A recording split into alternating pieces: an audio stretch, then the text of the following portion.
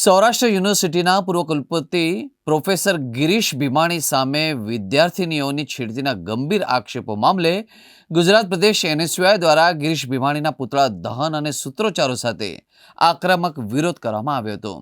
એનએસયુઆઈના કાર્યકરોએ ગિરીશ ભીમાણીને આંતરીને શાહી લગાવી મોં કાળું કરવામાં આવ્યું હતું. જોકે આ સમગ્ર મામલે હજુ સુધી પોલીસ ફરિયાદ નોંધાઈ નથી. અમરેલી જિલ્લા વિધાનસભાના નિયામક તરીકે ફરજ બજાવતા ગિરીશ ભીમાણીએ આબુ ટૂર દરમિયાન 10 વિદ્યાર્થિનીઓને અડપ લાવવા છેડતી કરી હોવાના આક્ષેપો થયા છે.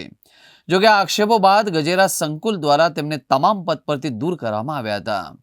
ગુજરાત પ્રદેશ એનએસયુઆઈના પ્રમુખ નરેન્દ્ર સોલંકીએ કહ્યું કે અમરેલી જિલ્લા વિધાનસભાના નિયામક તરીકે ફરજ બજાવનારા ગિરીશ ભીમાણી દ્વારા વિદ્યાર્થિનીઓની છેડતી કર્યા હોવાના આક્ષેપો થયા હતા.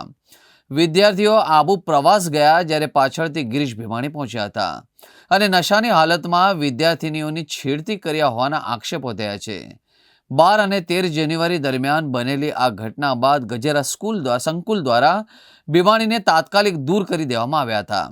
જોકે આ અંગે સમાધાન થઈ જતા પોલીસ ફરિયાદ નોંધવામાં આવી નથી, જેથી અમારી માંગણી એવી છે કે પોલીસ દ્વારા ફરિયાદ દાખલ કરવામાં આવે અને આબુ ટૂર દરમિયાન હોટલના સીસીટીવી કેમેરામાં તપાસવામાં આવે, જે બાદ ગિરીશ ભીમાણીને જેલના સળિયા પાછળ ધકેલવામાં આવે એવી માંગ કરવામાં આવી છે.